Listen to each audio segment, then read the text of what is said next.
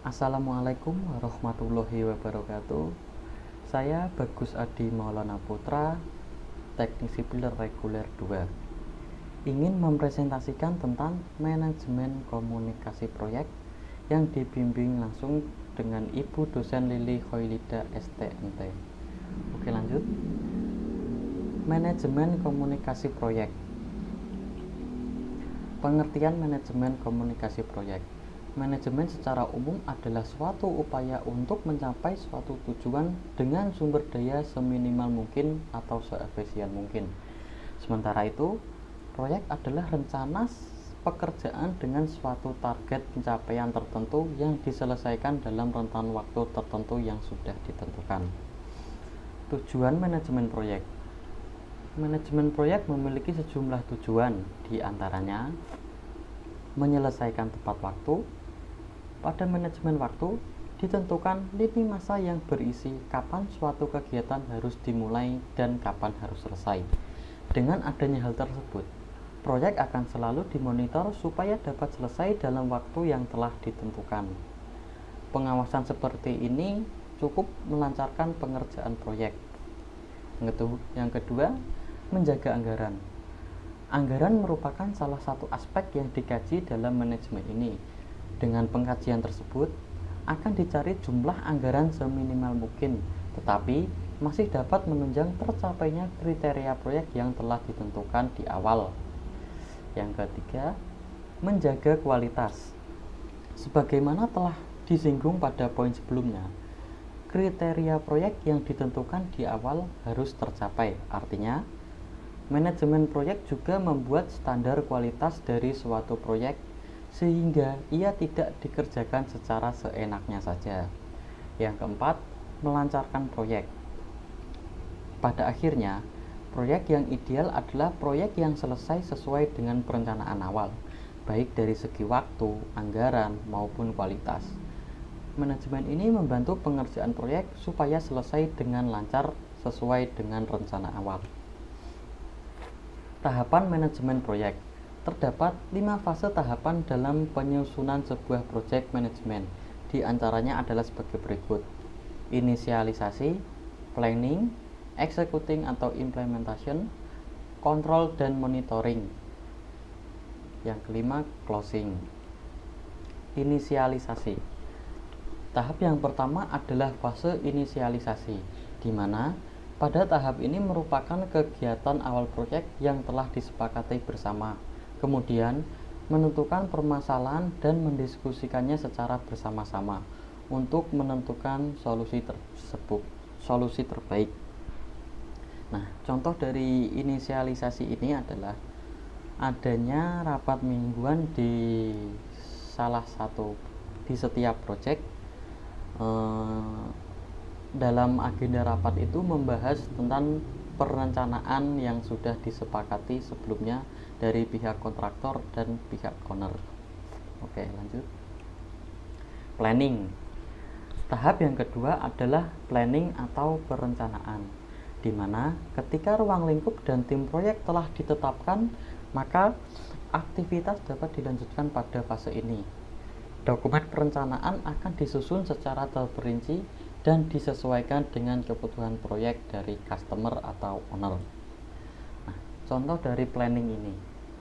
Planning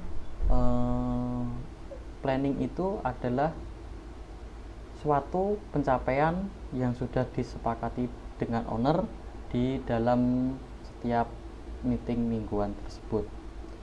Ada pula dokumen perencanaan akan disusun secara terperinci. Dokumen-dokumen tersebut ialah sebagai soft drawing, gambar kerja, lalu rencana anggaran proyek, dan lain-lain. Yang ketiga, executing atau implementation. Tahap yang ketiga masuk pada tahapan di mana proyek siap untuk memasuki proses eksekusi. Setiap dokumentasi pada project plan akan dieksekusi oleh setiap tim pengembang, sehingga dalam fase ini setiap tujuan dari proyek akan secara fisik akan dibangun dan direalisasikan. Nah, tahap ini biasanya tahap awal dari kontraktor karena sudah ada implementasi dan ada rencana sebelumnya yang sudah ditentukan.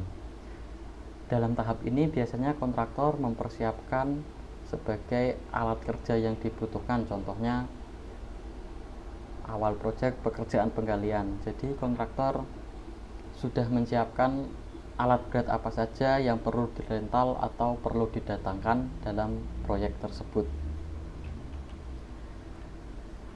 Yang keempat, kontrol dan monitoring. Tahapan yang keempat adalah pengendalian dan proses pengawasan proyek, di mana dalam beberapa proses manajemen pengembangan produk akan dilakukan pengecekan dan monitoring secara berkala. Hal tersebut untuk mendukung keberhasilan dalam proses development dan mencegah risiko terjadinya kegagalan lebih awal. Biasanya tahapan ini diambil langsung oleh PM, yaitu Project Manager, dengan bekerja sama dengan scheduler untuk memanage schedule yang sudah ditentukan dan meminimalisir waktu yang terbuang sia-sia dan juga waktu yang sudah direncanakan. Contohnya mapping pada area pengecoran, contohnya di sebuah satu lantai terbagi menjadi 3 zone.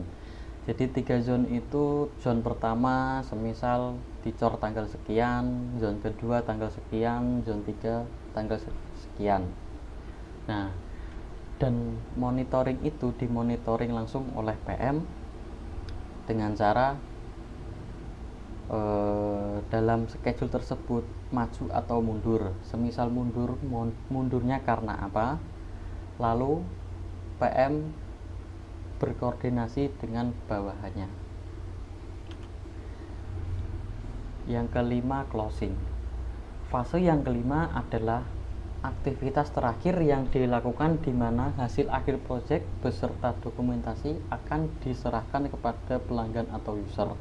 Selain itu, kontak dengan supplier juga diakhiri.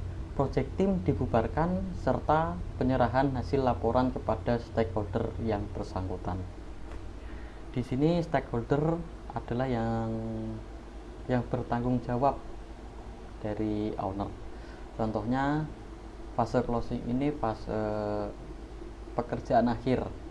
Semisal ada checklist pekerjaan yang belum disetujui oleh owner, maka dari pihak kontraktor harus menyelesaikan proyek tersebut. Contohnya ada suatu pekerjaan finishing, pengecatan yang kotor karena debu atau apa, jadi pihak kontraktor wajib membersihkan tersebut jika owner tidak mau menerimanya. Yang kedua, persiapan dokumen-dokumen, antara lain shop drawing dan as-built drawing. Gunanya semisal ada maintenance dari kontraktor dan sudah tidak ada kerjasama lagi, atau dalam kata lain kontrak sudah berakhir, maka seorang owner bisa memanage itu dengan memanggil kontraktor yang sudah ditentukan oleh owner. Ya, terima kasih. Sekian penjelasan dari saya. Jika ada kata-kata yang kurang berkenan, saya mohon maaf yang sebesar-besarnya. Saya Bagus Ade Maulana Putra, mohon pamit. Assalamualaikum.